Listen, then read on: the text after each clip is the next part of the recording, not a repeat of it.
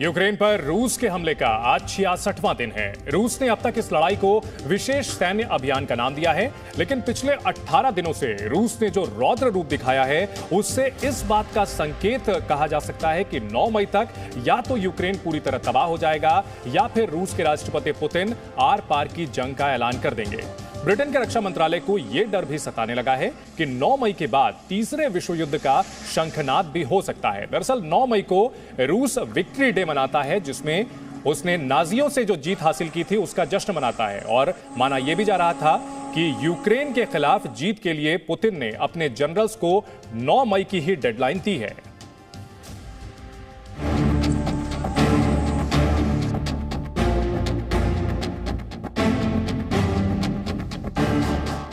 ये तस्वीरें रूस के हमलों से बेहाल यूक्रेन के शहरों की हैं।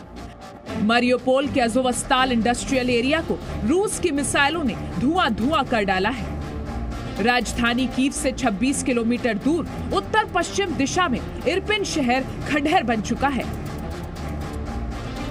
और यूक्रेन की राजधानी कीव पर भी अब रूस के लड़ाकू विमान और मिसाइलें आग बरसा रही हैं। यूक्रेन पर इन ताजा हमलों में नई बात यह है कि पहली बार रूस ने अपनी पनडुब्बियों से मिसाइलें दागी हैं।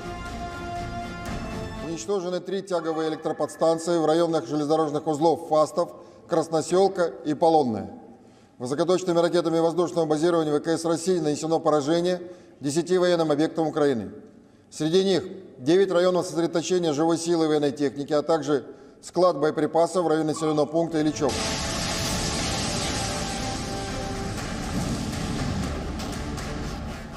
पर विक्ट्री डे परेड की तैयारियों में जुटी है। मॉस्को के ऐतिहासिक रेड स्क्वायर पर 9 मई को पुतिन पूरी दुनिया को रूस की सैन्य ताकत की झांकी दिखाने वाले हैं। इसके लिए रूस के टैंक और लड़ाकू विमान 24 घंटे रिहर्सल कर रहे हैं। पुतिन की इस तैयारी ने यूक्रेन पर रूस के धुआंधार हमलों से भी ज्यादा कोहराम मचा दिया है। ब्रिटेन के रक्षा राज्य मंत्री बेन वॉलिस ने यूक्रेन और पूरी दुनिया को आगाह कर दिया है कि वो 9 मई के लिए अभी से तैयार हो जाए, क्योंकि उस तारीख के बाद पुतिन का कहर बड़े पैमाने पर टूटने का संकेत मिल चुका है। 9 मई को रूस में नाजी जर्मनी के आत्मसमर्पण करने की बरसी को विक्ट्री डे के रूप में मनाया जाता है। हो सकता है कि इस बार राष्ट्रपति पुतिन दुनिया भर के नाजियों के खिलाफ नई जंग का ऐलान कर दें। ब्रिटेन के रक्षा राज्य मंत्री की चेतावनी का सीधा सा मतलब यही है कि पुतिन यूक्रेन और उसके समर्थक देशों के खिलाफ आर पार की जंग का ऐलान कर सकते हैं। यूक्रेन की जंग खत्म होने से पहले पुतिन जितने बड़े पैमाने पर विक्ट्री डे परेड की तैयारी कर रहे हैं, उसे इस बात का संकेत माना जा रहा है कि 9 मई तक या उसके बाद पुतिन कोई ना कोई बड़ा धमाका जरूर करेंगे।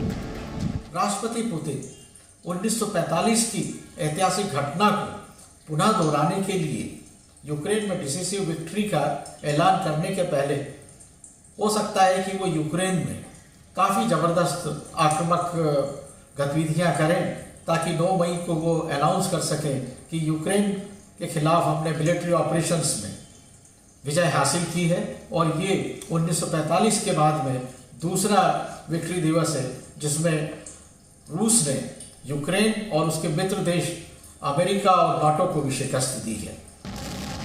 9 मई के बाद यूक्रेन अगर बचा तो पुतिन का क्रोध भयानक होने की वजह भी साफ है।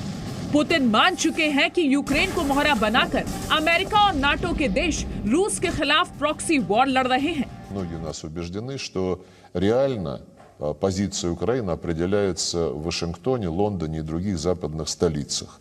И поэтому, говорят наши политологи, что там разговаривать с командой Зеленского? Ну, мы все равно продолжаем вести переговоры с той командой, которую выставил Зеленский. Эти контакты будут продолжаться. यूक्रेन की सेना अमेरिका और यूरोप से मिले हथियारों से लड़ रही है। इस बात से भी पुतिन बेहद गुस्से में है और अमेरिका उनके गुस्से की आग में घी डालने में जुटा है। I just signed a request to Congress for critical security, economic, and humanitarian assistance to help Ukraine continue to counter Putin's aggression, and at a very pivotal moment. We need this bill to support Ukraine in this fight for freedom, and our NATO allies, our EU partners, they're going to pay their fair share of the cost as well, but we have to do this. We have to do our part as well, leading the alliance. अभी तक रूस की सेना Ukraine को दिए जा रहे हथियारों को निशाना बनाकर अपना विरोध जता रही थी। पुतिन इस लड़ाई को युद्ध का नाम देने से भी बच रहे थे, क्योंकि उनका इरादा सिर्फ डोनबास इलाके को यूक्रेन से अलग करने का था।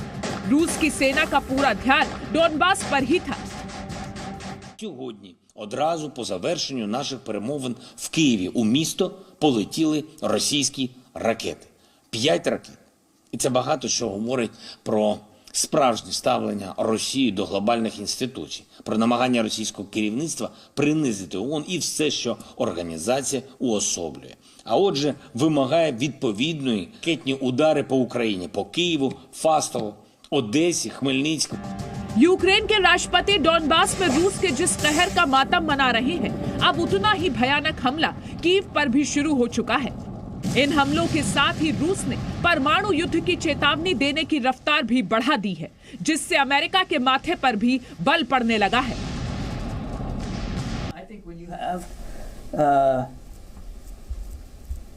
a nation the size of Russia, with a nuclear arsenal that their size and capability, and a leader that's clearly as belligerent as Vladimir Putin, we have to take seriously the escalatory rhetoric that he and his leaders have been using lately. रूस की चेतावनी पर America की इस चिंता को भी इस बात का संकेत माना जा रहा है कि मॉस्को में 9 मई को राष्ट्रपति पुतिन कोई ना कोई बड़ा ऐलान जरूर करेंगे। वो ऐलान यूक्रेन में रूस के मिशन की कामयाबी का होगा या फिर बड़े घमासान का, इसका जवाब सिर्फ और सिर्फ पुतिन को ही पता है। Bureau report, ji media. Presenting B News app, available on Google Play and App Store. Download it now.